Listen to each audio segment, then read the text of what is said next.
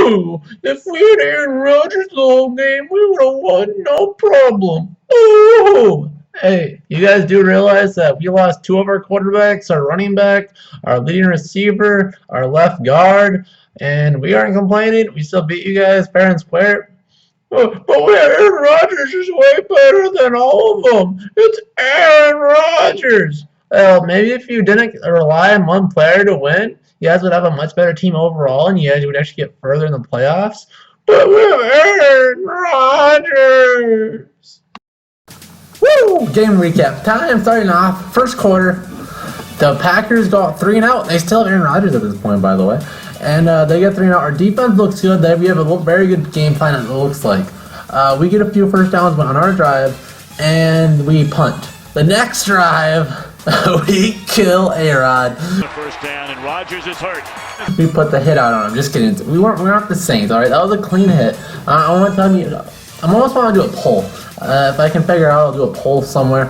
Otherwise, just tell me in the comments. Do you guys think that was a clean or dirty hit? Because that was probably the biggest concern of this game. Was of course, this was going to make Aaron Rodgers out for the year. He broke his collarbone. The biggest news as far as the NFL media, but I think it's almost insulting to a thing. I might do a separate video on it, but we're literally out 2 of our starting quarterbacks. Our running back, our receiver that was leading the league in receptions, was out of this game. So let's not talk about Aaron Rodgers like he is Jesus walking on water. We have a lot of problems in our team at all. We are no means 100%. We had a lot of injuries. Our stud rookie running back is hurt for the season. He tore his ACL. We cross our fingers that he'll come back being as good as ever. But we have a lot of injuries too. So it was so annoying hearing that they're using that as an excuse. But boo-hoo, right? As the intro says, right? So then we get the ball. We have a long drive, but then we end up punting. And then it turns out the Packs are garbage without Aaron Rodgers. Intercepted Xavier Rhodes. Intercepted on a tip ball. Xavier Rhodes is such a beast. They barely threw to him, and when they did, it was trouble.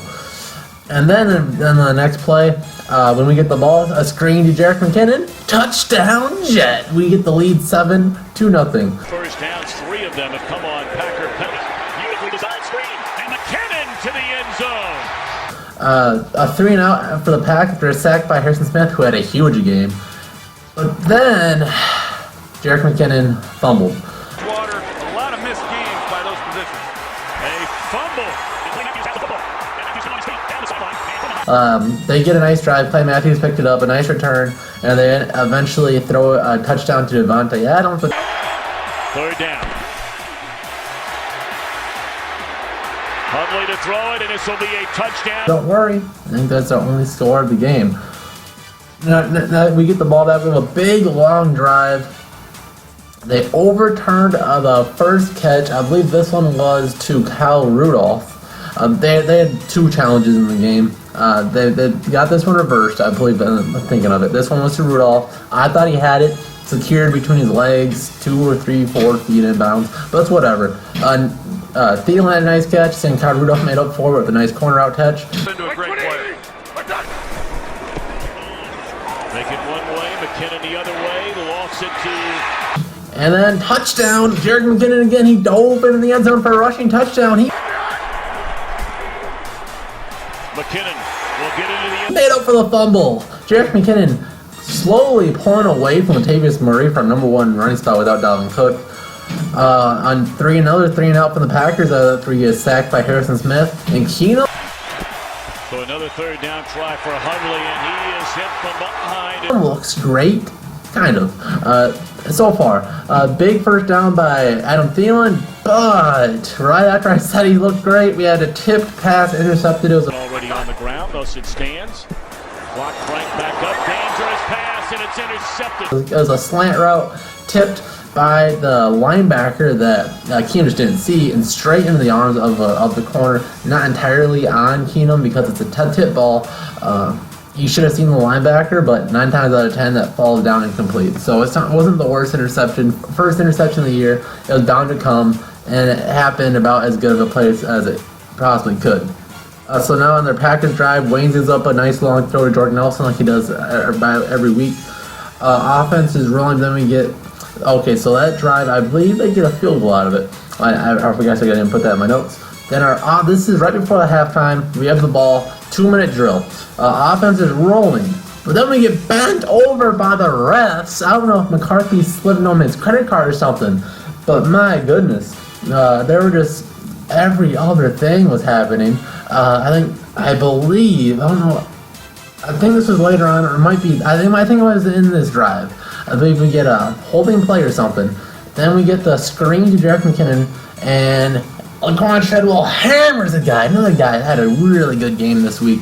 Laquan Treadwell absolutely decked out a guy. His shoulder straight into his shoulder. A little bit of helmet contact was made, but that was easily not his focus. And it was shoulder. They're facing each other. Yeah, he was looking to his left and Laquan came from his right. But that's football. Come on. He's the lead guy trying to make the play. And Laquan Treadwell blocks him. That's how football works. I don't know. It really comes down to, would you be mad if that type of block happened to Harrison Smith? I think I would understand, right? He was trying to make a play and he gets blocked. That's how it works. That's how you play football. But I don't know. That's how I was taught. Maybe you guys get taught differently. Again, tell me in the comments down below. Do you think the Laquan Treadwell block was a dirty hit? Tell me. And then we got on our next drive. This is the second half. We get saved by the refs on a first down catch by Jerick McKinnon. Was that a catch by McKinnon? It was down to near the ground. McCarthy kind of challenged it because he blew his 2 challenges already. He got one, lost one, so he didn't have a third. I don't know why the announcer's making a big deal about, well, you're not challenging it. You only get 3 if you make your first 2. So I guess they don't know the rules as much as we do. So he got the catch. A good thank you for the refs. We get ended up being a 10-yard or whatever for the first down. We ended up getting a field goal. Then 3 and out for the Packers again. And then Laquan Treadwell with his play of his career so far. A one-hand, almost monster really, a one-handed catch. Play like that, that's what they want to see out of him. He makes a heck of a catch on this, and how about Case Keenum? The mouse was just stuck in his hand, but Laquan bobbled it a little bit and had to bring it in with 2 hands. But it was a phenomenal catch.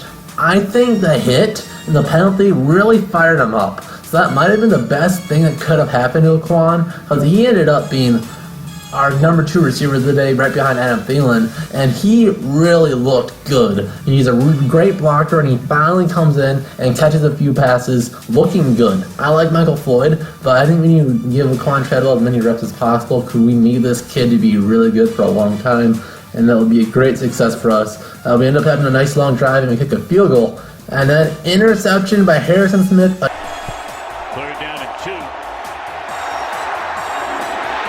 Again, but our offense stalls and we get a field goal, another tie for a field goal, another Packers 3 and out, Vikings go 3 and out.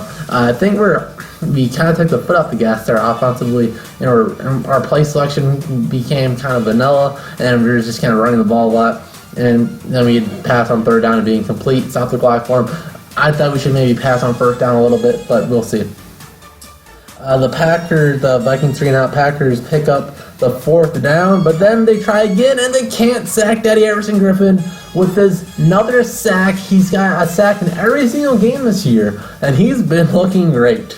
Then we go 3 and out offensively, and now the Packers are driving. They're deep in their red zone, but then sack. Joseph and B-Rob combine on a sack. And this the clock is ticking. They throw it. Another Packers, Vikings, and U.S. Bank Stadium sealed by Trey Waynes. Oh boy, did Hundley get hit. And he's intercepted. My most critical Vikings, but he always comes through with a random interception here and there, and that's going to happen. I might do another top 10 predictions video, bold predictions, and one hint. I think Trey Waynes will end the year with more interceptions than Xavier Rhodes, just because nobody will target Xavier Rhodes. So that'll be a fun little spoiler for those who come. I think I'll do that video around week 8, so I can just do a second half bold predictions. I think it'll be a good one. I think I should like it. But there you have it. We destroyed the Packers. Let's look at some stats that stacked up at that point. I'd like to see what would have happened if Aaron Rodgers would have played the whole game. I think it would have been a lot closer, but I think we could still definitely win. And I love being right. Or I love being wrong. Every single time I predicted the Vikings to lose, we won. So that's why you're here, because I'm a great prognosticator. So let's look at the Viking stats. Keenum was 24 for 38, 239 yards, a touchdown and an interception, a rating of 78.7, which on paper is pretty bad, let's be real. But his first half numbers were great, then he kind of took the foot off the gas, and he just has to be good enough, because I really feel like Teddy's going to come back and look great. I'm so ready for Teddy to come back and be phenomenal. Jerick McKinnon had a solid day running the ball, 16 carries for 69 yards, a 4.3 average, a touchdown, as long as 20 yards.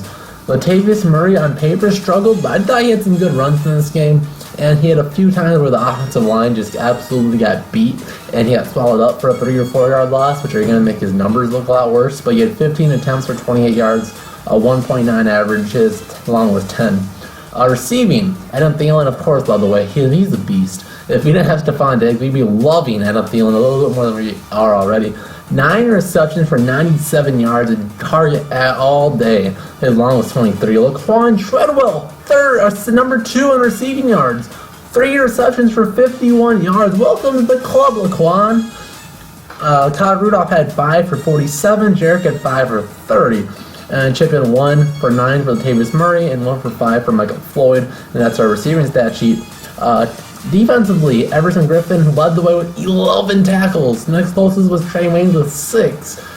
Eric Kendricks under the radar, just everywhere on the field. He hasn't been getting big interceptions or anything lately, but he's still all over the field, and he's a beast. Kind of came down to, I believe, Anthony Barr missed some time. As I saw Emmanuel Lemur in the game.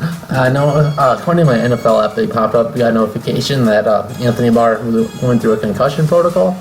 So I don't know if he was out for how long he was out, because he was, of course, he got hit Aaron Rodgers. Yeah, whatever. So Trey Waynes at 6, Harrison Smith at 5, same with Everson Griffin and Newman, and Emmanuel Lemur, there he is. We had 3 interceptions. Harrison Smith had 1, Trey Waynes had 1, and Xavier Rhodes had 1. I think I meant earlier, I think I say Smith in my recap, 2 interceptions. The first one, I believe, was Xavier Rhodes. Jerick McKinnon fumbled once and lost it, and Thielen fumbled but went straight out of bounds. Weekend football. Kai Forbath was 3 for 3 on field goals. He made both his PATs. I think he was just going through some jitters early on in the season, but I think he figured it out.